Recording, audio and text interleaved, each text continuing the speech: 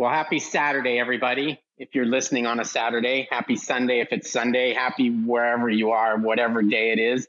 I'm Paul Carruthers, and this is Off Track with Paul Carruthers and Sean Bice. I'm in California, Southern California, and the rain stopped, and it looks like it's going to be a nice weekend out here. My counterpart in this endeavor is Sean Bice. Sean is in Ohio, and I don't believe... I think you're having some snow issues there. I saw this morning you texted me and you're chasing bats out of your house.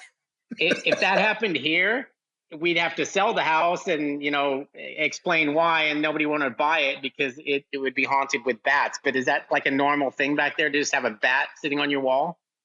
It's not normal for most people, but we have a pretty old house. It was built in 1833 and it's brick. So there are nooks and crannies that bats can sometimes get in the wintertime. We occasionally deal with it. But yeah, all of a sudden last night, I had all the lights off in our kitchen, which our kitchen has a vaulted ceiling. So the rest of our house has pretty low ceilings. But all of a sudden I felt this breeze go by my head and I was like, oh shit. So anyway, the thing landed on our brick wall and it kind of clung there for a while. So I got a yardstick and I thought I could kind of get it to go on the yardstick and take it outside. Well, it ended up kind of crawling sideways and went behind this big giant clock we have on the wall. And it's been there since 5 o'clock yesterday. So it could come out at any time because I'm sitting right here in the kitchen looking at that clock and just wondering when the thing is going to emerge. So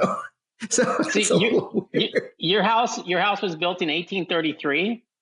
Yeah, it's one of the oldest houses in this village we live in here. Yeah, it's been a lot of things. Yeah, yes. Yeah, we finally paid off the mortgage the other day. It was good. It's not bad to have that. Yeah, that's a nice thing to have behind you, and it makes it okay that you got to chase a bat around with a yardstick. That's another thing I don't honestly own is a yardstick. Why do you have a yardstick? You mean like a 3 foot long, like a 3 foot long piece of wood that you measure things with? Oh, absolutely. It says Home Depot on it, and it's perfect for coaxing bats out of your house, if not to measure 3 feet increments. So. Oh, wow. And if the bat's bigger than 3 feet, you probably run. Yeah, if it's that, it better be somebody that, has a sidekick named Robin in there solving crimes, because I never want to see a bat that big. So what do you got for me today? There's got to be a story, or there's got to be something to ease us into this podcast today. Well, I'm going to do a little quiz. Name that rider, and there is a reason why I'm going to do this. Relates to our guest, but let's start off with it. I'm going to give you a number of clues that are progressively easier. The final one, I'll just name who the rider is, but I'll bet you get it pretty quickly. But so are you ready to play? I guess. Okay, Paul, here's the first clue for you. This rider originally was born in Northampton, New Hampshire. Okay. All right. He is a former super sport champion. Mm-hmm. Giacomo Agostini.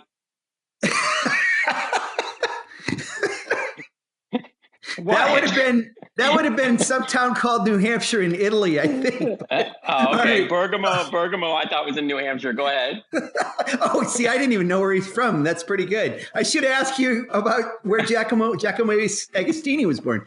All right. The third clue is he won the Daytona 200. I'm not going to tell you the year. New Hampshire, Daytona 200. Super sport champion. Oh, so it's relatively fresh then. I'm thinking too many years ago, I guess. I'll tell you, it hasn't been. It's been a number of years, actually. Okay, his nickname has only 3 letters in it. Oh, Dave Sadowski.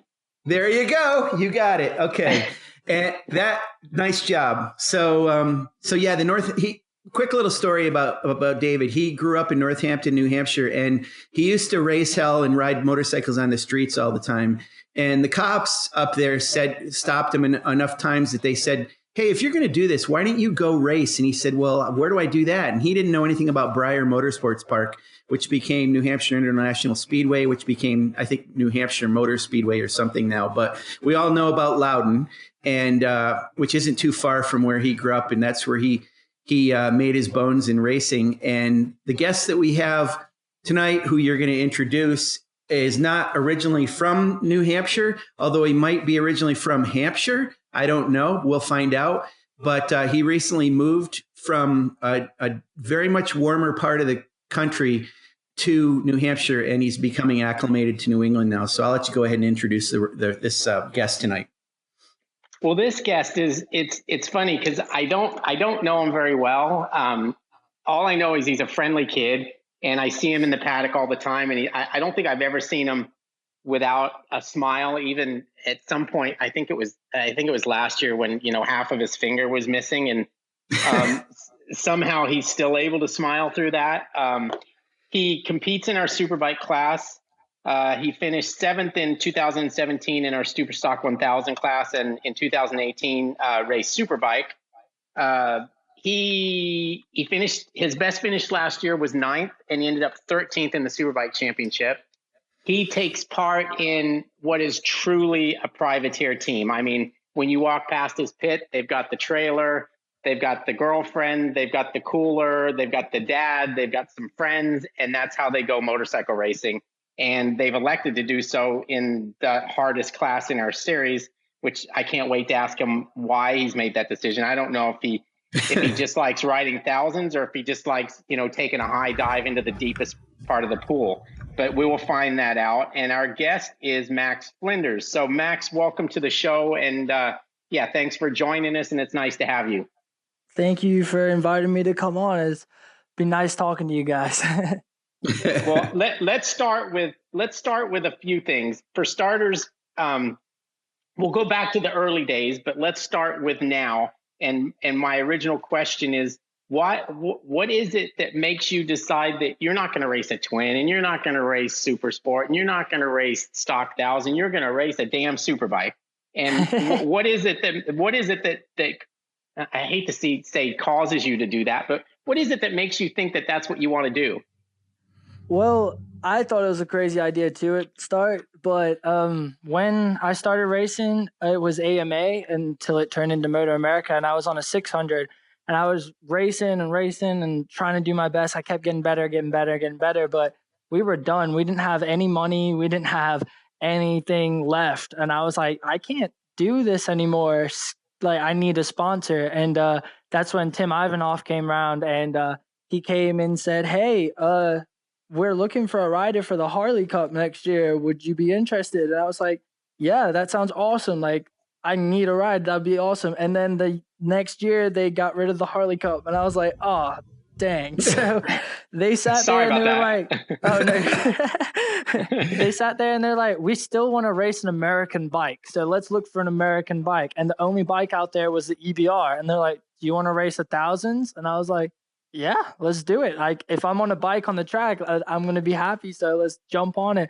So we got on the EBR and started racing, and we jumped straight into the Superstock class. And I was with the riders that had great names and like all this history. And I was like the youngest one out there. And I was like, I feel a little out of place, but I loved it. I love the power. I love the speed. I love the people I'm racing with, because I know, like, when I see those guys come past me, I'm still in awe. I'm like, I'm doing what they're doing, but I still watching them just like blows my mind. So now I've been on one for 2 years and maybe 3 now. And I don't think I'll ever get off of it. I don't want to go back to the slower classes, because every time I get on my R6 now, I'm like, where's the power? Like, come on, let's go. Like, it's just not the same.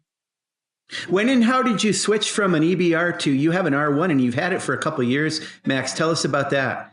Yeah, we had the first race. Actually, it was the first year MotoAmerica were here, and I did the first lap at COTA for the first ever thing ever. And it was really, really cool. And I had a lot of followers, because the EBR's American bike, all the American Harley riders, EBR riders were like, let's go, let's support this guy. And I loved it. It was awesome. And that weekend, EBR announced that they were shutting down, done, business over. All the parts have stopped being produced, everything. And we had that awful weather that weekend for the race. I was in the race and I was doing good. I was climbing. I think I got up to like 6th or maybe 5th. and I just passed Elena Myers, and I went into a corner, and I high-sided to the moon. It was like 110 miles an hour, destroyed the bike and everything. And we were like, so there's no parts for this bike, and we just destroyed it. So how are we gonna do this? So we were done. We missed the next round at Atlanta, and we were like, oh, well, we need to do something fast. And that's when the Yamaha R1 came out, and that thing was the best at the time. It was destroying. I think Yamaha won every single race that year. It was insane. So it was just a natural reaction to go to Yamaha, get on it, and get back on the track. So that's how we ended up switching to Yamaha. So when you high-sided, is that when Thrashed Bike Racing got its name? No, our owner Tim has always been Thrashed Bike Racing because he has held things together with duct tape a lot, and our equipment's not the prettiest, but it will work because we're engineers, so we'll make it work on the track. That's cool. Why and it's kind of cool because it's become like easily recognizable. When we think of Max Flinders, we think of that yellow bike. Was that done on purpose, or was that kind of a carryover from the EBR? Actually, no, that goes back to Tim also. He works at a helicopter company called Arrow Aviation in Lafayette, Louisiana, and he actually uses the leftover paint from the helicopters, and most of the helicopters they paint is yellow. So he uses the leftover paint from the helicopters to paint all my body work. He's like, hey, you still got some paint in that gun? Hey, can you do some body work for me real quick? So he just loves the yellow color, and that's what he stuck with. And he likes it because he's like, hey, I never miss you on the track. If you're coming down, I can see you, and it's easy. And he's like, I don't want to be like all these other guys. Let's stand out. And I'm like, I love it. So I love how it is. It's bright and happy, and I think I've tried to put a lot of people smiles on people's faces while I'm out there. I think it works. So It's funny too.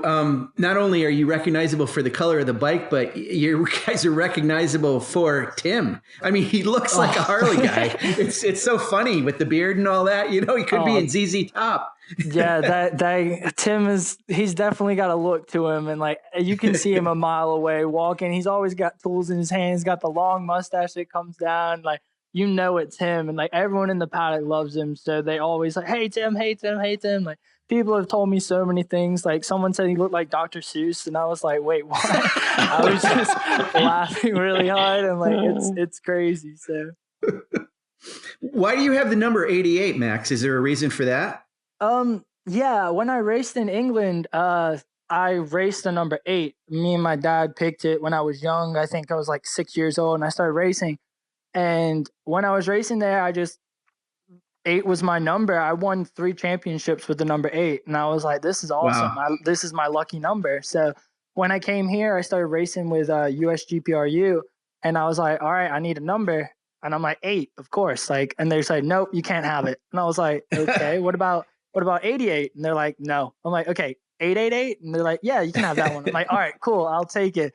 So after that, we stuck with 888 for a long time. Then last year, they said you can't have 3 digits. So I was like, okay, we'll just take one of them off. It's fine. So we just always stuck with that number. And a lot of people are saying like, it's a really good number. It's really lucky. And I like that if I crash, the number looks the same upside down as it does like forward. So it's like, it's pretty good.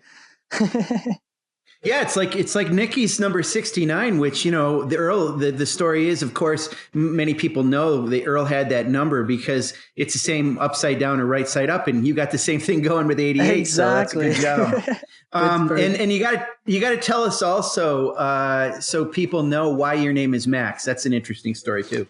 So my dad is motorcycle crazy. Like he has been watching, working, anything to do with motorcycles, he's on it. And he was watching MotoGP back in the day, back when like Valentino Rossi, Alex Crivier, Max Biaggi were racing, and like it was the hype. Like he loved it. So when my sister was born, Alex Crivier won the championship. So her name was Alex.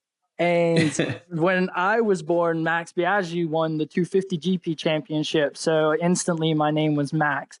So everything about my dad is about motorbikes, even his children. So he's just a complete awesome. bike nut. Does he ride? Yeah, he used to ride a lot. But his parents would never give him permission to go race on a circuit or professionally. So he did all the racing that didn't require it. He did a lot of four-wheeler racing and beach racing and endurances, and he did everything you could do without. But for the road racing, he needed permission. He could just never get into it because his parents thought he was going to kill himself. So now, as soon as I was born, he never really pushed it on me. He kind of just let me like get into it, and then I was hooked just like he was. And now it's just a father-son team, and I mean, hopefully we can go the distance, you know. That's so cool. Well, now we've gone backwards a little bit, so let's stay there. You were born and raised in England. I think you've been here 10 years. What did you started out? You raced some motocross over there. Is that how this thing got started? Actually, no. We did a grass track, which not many people know of, but it's like flat track just on grass. And I started more of a speedway type bike too, right? Yeah. So, but they had a bunch of different ones. They had speedways with knobbly tires, like really strong ones. Then they had dirt bikes. They had all kinds of ones.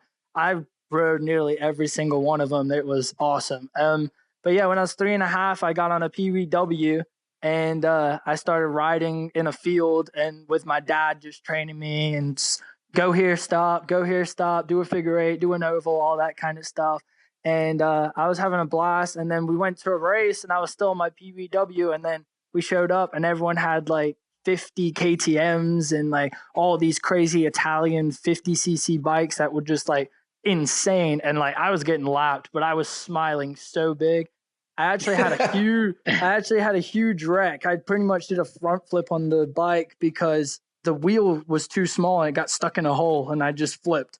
And it hurt. Man. And I was crying and I was only 6 and I was like all over the place. My mom's like, he's never doing it again. And the next day we had another race and I was up at like 5 a.m. saying, are we going or what? Like, so we just kept going with there. So I was racing a 65cc Kawasaki and I won a championship on it. And then I raced an 85 cc Kawasaki and I was in a class kind of like I'm in now. I was the youngest one in it. I was 14 when everyone else was, I was 8 and they were all like 14, 15. And I was beating all the 14 and 15 year olds and they kind of got mad about it. But I won 3 championships in 2 years.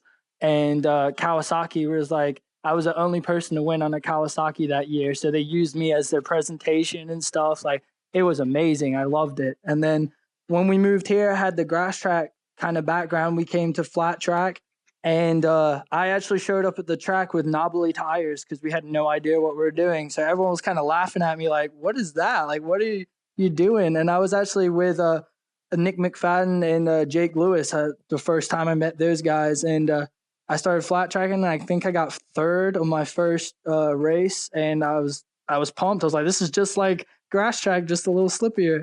So we kept going with that, but then we realized with the cost of traveling and everything, we might as well get into road racing because it's about the same. America's so big, you're driving 10, 12 hours to get to a race, and road racing was the ultimate goal, so why not start now? So we jumped into USGPRU on the Milwaukee when that first came out, and that bike is a heck of a thing, and I raced with them. I won I think 3 more championships there. And then I outgrew it, jumped on the 600, went to AMA, changed onto an EBR. And now I'm in the Superbike class with Tony Elias and Cameron Bovier. And I'm racing with the Top Guns. So it's been a journey, but it's been amazing. You're still only like 24, right? Actually younger than that. I just turned 22 in November. Oh, wow. You're a baby. Yeah, tell me about it. The fact that I know your dad's a huge fan of the Isle of Man TT. Yes. Has he ever suggested you go do that, or is it just because? Well, I guess that's a way of actually finding out if your dad loves you. Because if he loves you, he's not going to want you to do it. That's very true. No, he has put his foot down very hard about me never wanting to go there. I've actually had 2 offers to go race there. One on a sidecar as a monkey, because I was practicing as a monkey and barber for fun, and this guy said I was really good at it, and he wanted to take me to TT, and my dad just said no. And I was like, okay, that's fine. And then other than that, I've watched those guys. Those guys have a different brain. Like going an average of like 170 miles an hour on a street, and there's curbs and trees around. It's like, no, thank you. I've crashed too many times, and I don't want to hit anything because that hurts. So I want to do what Valentino Rossi did, how he just went there when he was on the racing for Ducati, and he just rode a Ducati around waving at people. I'm fine to do that. That's my plan. Parade laps. Yeah. So Max, tell us about what brought you to the U.S. and talk about your dad a little bit. It's pretty interesting. Not too many dads have a career like your dad has had, except for Paul. Paul's dad had a career similar, I guess, in it being at the sharp end of the stick in something. So tell us about it a little bit. Yeah, and he has that Isle of Man brain, so you got to watch him. Yeah. Yeah, no, my dad's an aeronautical engineer, and I mean, he is the smartest man I've ever met. Like, he is unbelievably smart. Like, you could break anything. It could be in a different language from somewhere, and he's never seen it before, and he can fix it in less than 5 minutes. He worked at a garage for a while, and everyone called him the magic man because like no one could fix it. They give it to him, and he'd fix it, and it's like no one understood. He's insane. So he's done aeronautical engineering for a long time. He's worked his way up. He knows that he's the biggest smartass I think I've ever met, and when I was younger, he was teaching me everything, working on bikes and everything. And I was having a good time just learning and working on stuff. And one day he just came in and he said, hey, would you guys like to move to America? And I was like, what? And I was like, okay, what? And he's like, well, in America, you can road race when you're 12. And here you can't road race until you're 15. And I was like, well, that's a yes from me. And then he had to persuade my mom and dad, not my mom and dad, my mom and sister a little bit. But we moved here because I could start racing on the street faster. And he got a job in Mississippi, and he didn't want to live in Mississippi. So we chose Louisiana because the schools were a little bit better. So we lived in Louisiana. We had a swamp right next to us. The climate change was ridiculous. It was so hot. It was like walking in soup every single day. And we moved here, and the same things were happening. My dad was working for the same company, Rolls-Royce, and doing his thing. We were still working on the bikes, and then we just started going racing and having fun again. So it was a big move, but I definitely think it was worth it. You know, Max, I misunderstood. I actually thought, so it was Rolls-Royce. I was thinking he worked for NASA or had something to do with it. Wasn't there something with rockets with him? Yeah. He worked at the NASA base. The Rolls-Royce airplane facility was on the NASA base. So he was going to Stennis every day. And like, he actually helped him out with some of the rocket engine stuff there, which is, he knows all about it. I don't know how, but like I said, he's one of the smartest men I've ever met. Wow. And now New Hampshire, tell us about how that happened.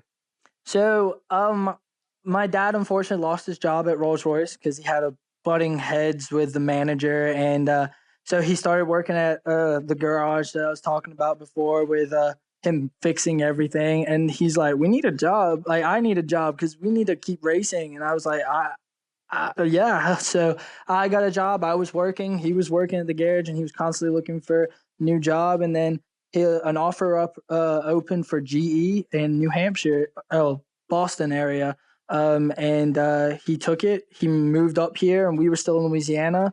And then actually he says, okay, now I got a house up here. You guys are coming. So Mom quit her job. I quit my job. I never even visited before. And we moved up here, and it was just another crazy change going from England to Louisiana and then Louisiana to New Hampshire. I mean, I'm not small moves. I'm making huge moves. So Yeah. I'm up here now. I have 2.5 feet of snow in my yard that I had to shovel the other day, which was awful. So it's Yeah, just that's definitely completely not like walking in soup anymore. exactly. So I'm like struggling to You'd get like through the some soup. snow. And my dogs are freaking out because they were living in Louisiana their whole life. Now they're getting ice like all over them. They're like bouncing around like crazy, and it's it's another big move, but I'm slowly getting more used to it. And I think it was worth it. So we're staying up here. I'm just wearing like 3 pairs of pants and 8 pairs of socks, and I'll get through it. And somehow you managed to talk your girlfriend into going? Yeah, that was something. It was she's lived in Louisiana her whole life, and her family's there, all of them are, and we've been dating like 7 months at that time, and I was like, "Hey, look, I'm going to New Hampshire. Uh I'd love you to come with me, but if you don't want to, it's fine." And she was all over the place. She was up, down, left, right. Like she was just constantly thinking like, and then I was like, look, it'll be a completely different change. We'll be up north. It'll be a completely different scenery. It's like, it's new. I was like, if you hate it, I'll fly you back. And she said, yeah. The hardest part was convincing her parents. That was a long conversation at the dinner table. And then when they finally gave her the okay, we just came here, and she now loves it. She's got a job up here. She loves playing in the snow. We go skiing and snowboarding on the weekends. I mean, it's completely different, but we love it. Now, did you have to get another job, or did you talk your dad into the fact that you just needed to train full time for MotoAmerica? Actually, I got a job at a concrete place here, and I work horrible hours. I work from 2 to 12:30 since Yeah. November to now, and it was every day. The only reason I took it is because they paid really well, and I worked really, really, really hard. But I finally got to quit, actually today, because I've been offered by Liquid Molly to come over to California for a while and train there. So pretty much I found out this like 3 weeks ago, and I just worked and worked and worked, saved every penny I got. And I'm going to go fly to California and go ride some desert over there, do some motocross, maybe go out to Chuckwalla, and just like pretty much I'm going to work for them and live at one of the guys' house, and they're just going to help me out. And they're an amazing sponsor. So I've just been saving up my pennies for that. Well, I gotta hand it to you because you're a man's man if you can get your girlfriend to move to from Louisiana to New Absolutely. Hampshire, and then you say, "Hey, baby, I'm out of here. I'm going to California for a few months to ride motorcycles." Yeah, that So was my hat's I'm off on that. I'm still in the doghouse for that one. That's not a good conversation. Yeah, so I'm gonna leave her in the snow and come. I was like, I get to go see the sun again. It's gonna be awesome. So, Yeah, I wouldn't rub it in. I know Paul, I'm not. Paul, you're going to totally laugh about this, but I'm going to ask Max this question now. Get ready for it. So, Max, Oh no. which grocery store do you shop in there? Shop and Save or Market Basket? I'm a Market Basket kind of guy.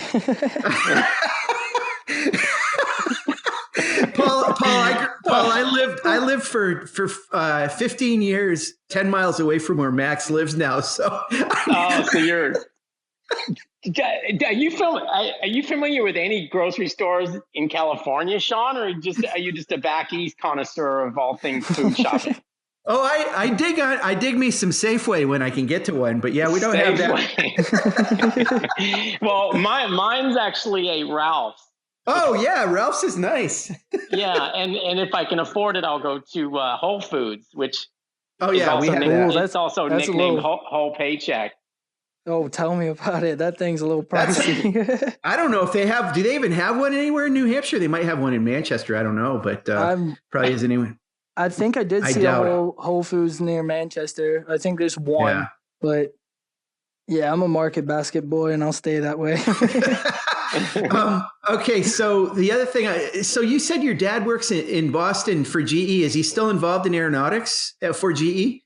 Yeah. He's actually switched over to more like the aviation kind of side now. He works more with helicopters and stuff. But His job's pretty awesome. He tests the engines until they blow up, and then he writes down why they blow up, and then they go back to the factory and fix it. Wow. So it's super cool. Like he used to shoot frozen chickens into airplane engines to see if like it would damage the engine, and if it blew up, he's like, that's not good. You can't. Wow. You write it down, and like then they find out why, and they fix it, and then they send it back to the manufacturer and be like, look, this is weak here. So pretty much he's just making airplanes safer and safer until like, I mean, they're really safe now, but they're just trying to get it down to a 0 fault. Right. It's not real. Wow. That's not really fair though, because how often do you hit a frozen chicken? You usually like thaw it out. That might be asking a bit much. I completely agree, but it's better to go beyond, you know. So true. He showed me a video of it though. It looked kind of cool. They have a giant cannon and they just shoot a frozen chicken. It just goes, psh, and that's about it. It's a pretty interesting part of his job. You guys have probably seen this in the past couple of days. There's been some reports about drones hitting planes, which is that can do some damage too. Have you seen anything with that, Max? I saw one go right through a wing. They showed it. They were basically shot one at a wing of a plane in a drone, but will go right through a wing. So that's crazy. That's worse than a frozen chicken. Yeah, that is worse than a frozen chicken. I did see something about that on the news, but I'm not sure if they're testing for drones yet. They'll probably come soon, though. Probably just start throwing drones in engines and seeing how that goes. It's a little more expensive than frozen chicken, though. Yeah, tell me about it. Oh, man. What do you think of the fact that when, let's just say you go into a store and you buy something that is, let's say Walmart has this pricing structure where something would be like something 97. So I'll say you go into the store and you buy something that's $1.97 and you happen to have $2 in your pocket and you hand it to them and they give you back 3 cents. Yeah, that's amazing. No sales tax, right? I love that. I love going to stores because, like, you never have to calculate anything. Like, I went into a store in Louisiana when I first moved here because in England it's the same way. Like, what you see is what you get. And I was like, oh, I didn't know that. Okay. Well, they do have taxes. There is taxes, but they add the tax onto the price anyway. So, like, it's already which is how it should be. Yeah.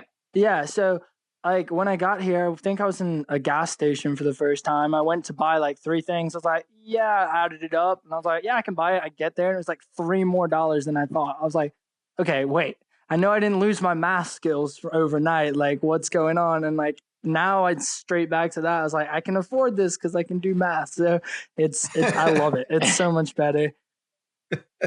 And no income tax either. But man, they get you on registration of cars up there. That's terrible. Well, actually, the insurance on cars is way cheaper up here compared to Louisiana. Right. Like, mine was like $2,000 in Louisiana. Up here, it's like $400. I'm like, this is awesome. Like, this is so much better. And like, but like, yeah, you have to register everything. I have to register my dirt bike. I have to register my dogs. I'm like, why do I have to register my dogs? Like, what do they have to do with anything? Like, it's crazy. And like, it gets a little pricey with that.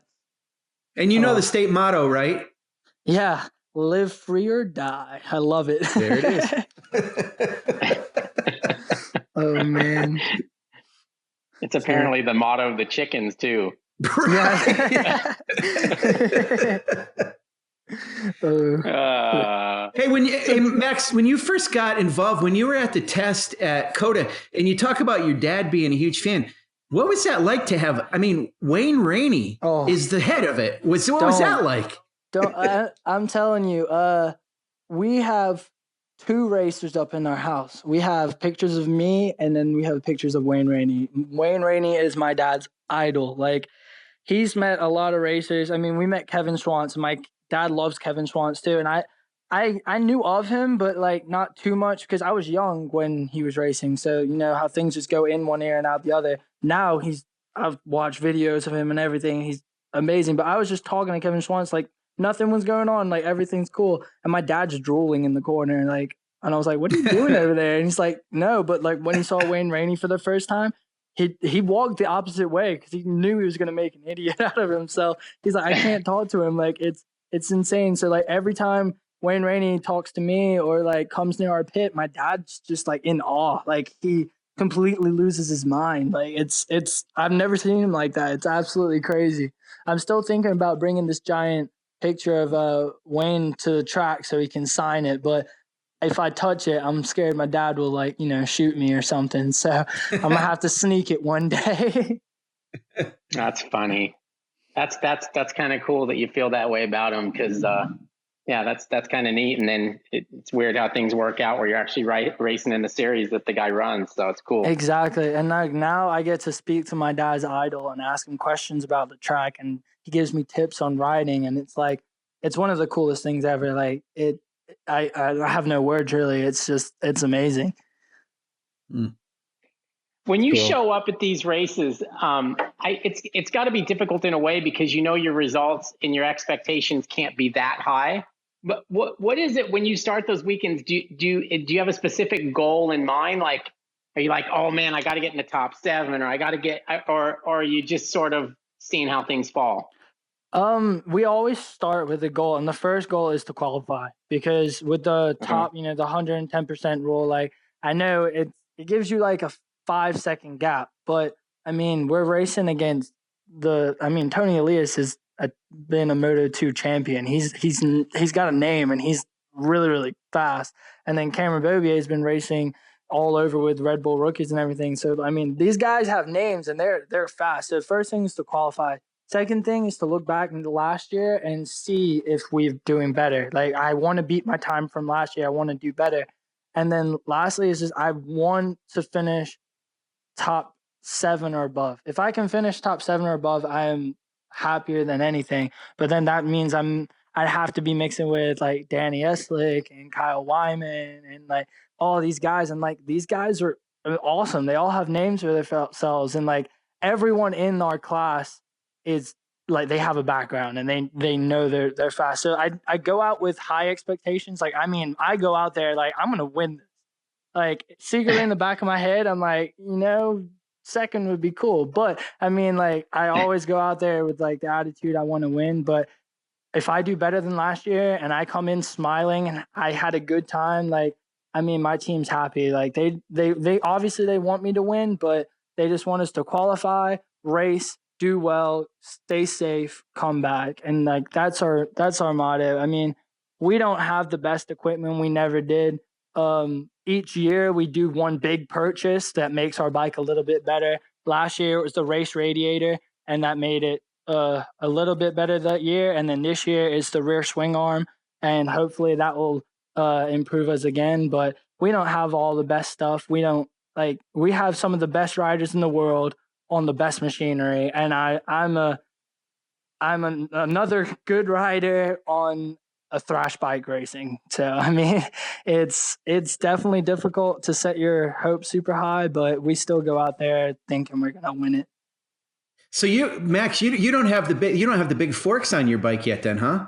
No, honestly, our bike is probably the closest to stock in the paddock besides the super stock bikes. Some of the super stock bikes are even better than ours. And, it's not going to hold me back. No, that's cool. Is it a flashed stock ECU as well? Yes, it is. It's just actually tuned by Living Good in Atlanta. Big shout out to him because he's amazing. So, oh, that's cool.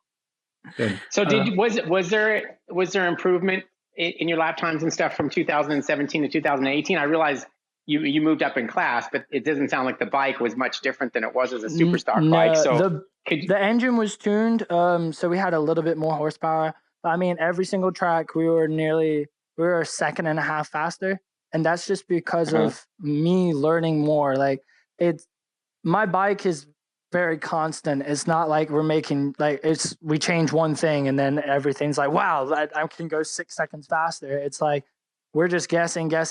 But we had better suspension this year. We were better set up, but it was me learning more and just pushing myself harder to get better. But yeah, I think I improved at nearly every single track beside Coda because I didn't have a finger. About 1.5 seconds. So we were happy this year. What's your favorite track on the schedule? What's my favorite track on the schedule? Ooh, yeah. That's a hard one. Honestly, I love Road America. I don't know why. It's Mhm. just it's a long track. It has some flowing areas, but like it's just so fast and like it has a lot going on. The fans are awesome there, and like we always get a really good turnout, and like I have a lot of fun there. But I mean, I think I enjoy every track because it's like if you hate it, then you go there with a negative mindset. It's like, oh, I don't like this track. We're going there next week. Like, you're not starting your weekend off good. So I love all of them, but Road America is really good. I think we should definitely go back to NOLA Motorsports though, because that track, whew, I know that one like the back of my hand, and it's right near New Orleans, so it's party capital. That's funny. What so I guess you'd be pretty happy with another second and a half getting chopped off on the in next year's races, because that would move you up considerably. Yeah, if I get do that, I mean, I'm about a second and a half off where I want to be. And if I get that, I'm going to be in the mix. I'm going to be battling with the big guys and I'm going to be pushing, learning from them. That's going to make me faster, like considerably. So if we can go out there with the changes we made on our bikes and this year and get another second and a half, I mean, I'm going to be in the mix and then you're going to see me fighting with a lot more people and try not to step on anyone's toes, but kind of making them mad a little bit, because no Do one likes it when the I big yellow bike passes you. Yeah, that's true. My question is, are those guys? I'm trying to think how to word this. Are they pretty nice to you, or do you every once in a while do you feel like you got in somebody's way and then they ride by and give you the finger? I'm pretty good at getting out the way. I hate getting out the way. It annoys me so bad. Like in some races I get lapped and like I never want to ruin anyone's race. So I'm out of the way as fast as I can. Everyone in the pits, they're pretty nice to me. I mean, when you're racing, you normally talk to the people that are better or you talk to the people you've just raced with and it's always like da da da da da da. But I mean, so it's kind of hard to talk to everyone because they're like, I mean, I don't really want to talk to you. You were at the back, but I mean, other than that, everyone's super nice. Some people have said thank you for getting out the way. I appreciate it. I'm like, I hate it when people say that, but I mean, like, no problem. It's cool. But I think I've gotten some people's way like once or twice, but they come up to me and I'm like, dude, look, I'm sorry. I hope I didn't mess you up. And they're like, no, it was fine. Just da da da. And then that's about it. Yeah, usually sorry fixes everything. Hey Max, Yeah. I don't know if you have any insight into this or not, but you've been with the series for I guess essentially since the beginning of it, and MotoAmerica, and a couple years ago in Superbike and Superstock 1000, there was a lot of talk about following. There was a lot of complaining about that. There was a lot of bulletins coming out about what did they call it, touring on the course or anything. I didn't hear much of that, if any of that, this past year. Do you know why that changed? And what's your thought on that whole thing? Yeah, it kept popping up how people would just slow down on the track and they just wait for someone fast to come along or the fastest person on track at that time and they just follow them. And it did mess a lot of people up. I mean, like we're out there riding as hard as we can and all of a sudden we're going into a corner, this guy's going super slow. We're like, what? Get out the way. Like, what are you doing? And they could screw up our lap. But last year, it wasn't. No one was. There was still a lot of following. I mean, like, but with the qualifying tires and that qualifying session, you get two chances to go fast, and normally on that second pit stop, you can time it better. So you don't have to slow down on the track and try to get a fast lap. You just have to time your pit stop. So you can time your pit stop and then go out if say Matthew Schultz was the fastest out there, you can go right behind him, or like Josh Herring's the fastest, you go right behind him. So it kind of took away the slowing down on the track and trying to like get a fast lap.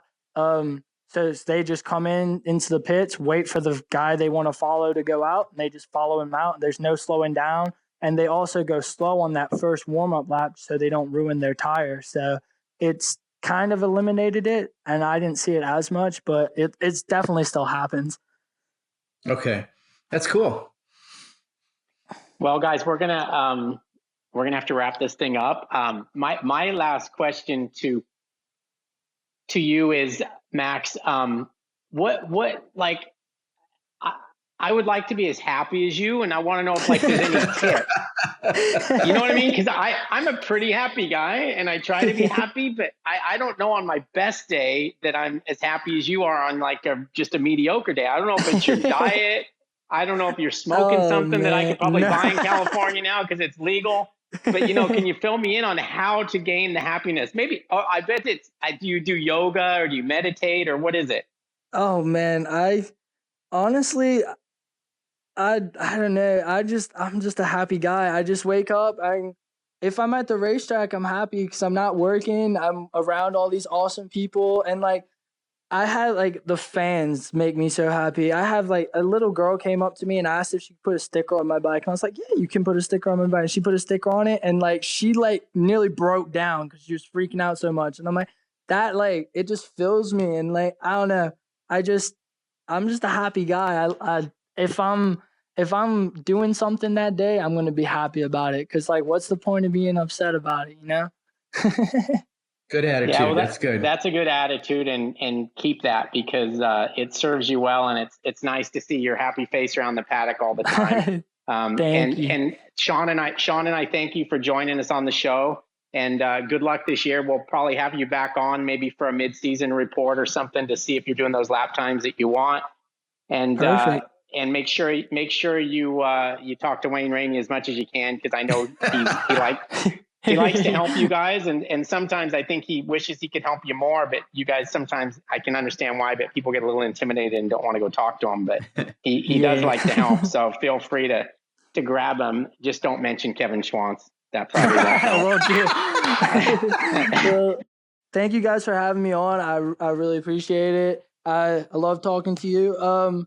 Also, if anyone's listening in California that want to do some motocross because all the the riders are over there, just hit me up, message me or whatever, because I'll be there for nearly a whole month. So I'd love to go ride with some guys and train. So other than that, I mean, thanks for having me on, guys. Yeah, well, thanks, Max. Just hope half of them aren't going to New Hampshire to be with your girlfriend. Oh man! Oh, hitting me low. It's too cool. It's too cold up there. Yeah, there's no way. No one wants to drive that far. These Cali boys can't handle the cold. No, they can't. Nah, they'd freeze up and die. Well, look, thank you guys. Thanks, Sean, and thank you. It was a lot of fun. It was a lot of fun as always, and we'll talk again next week. If you listen to our podcast, however you choose to listen to it, make sure you continue to do so. Make sure you like us, tell us great reviews, tell us how wonderful we are, and we'll keep doing it. So you two guys take care, stay warm, and we'll talk again soon.